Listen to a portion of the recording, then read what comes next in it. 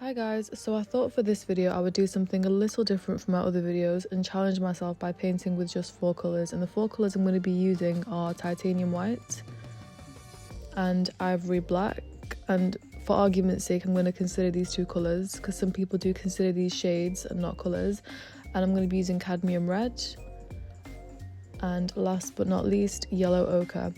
And these four colours are actually known as the Zorn palette, and they were founded by this artist called Anders Zorn, and he basically claimed that you could paint almost any colour from a portrait with just these four colours. So I'm basically going to be putting that to the test and seeing if that's true or not.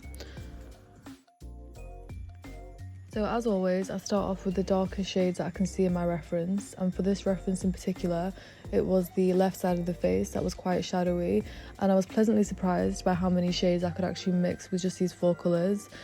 In particular, I was able to make quite a nice purple from the red, the black and a tiny bit of white, and I incorporated that a lot in my darker shades. One thing that was slightly challenging though was to create a vibrant blue, because the eyes of the girl in the reference was quite a electric blue colour, but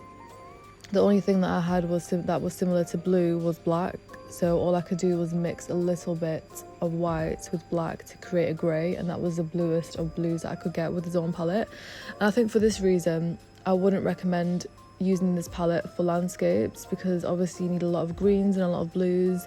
but for portraiture I was actually quite pleasantly surprised by how many colours I could mix. And I definitely would recommend this palette when starting out, especially if your main focus is portraiture. I find that using too many colours really does overcomplicate things, and when you're only limited to four colours, there's only a few directions or a few colours that you can use to shift your colour in a particular direction, and I found that to be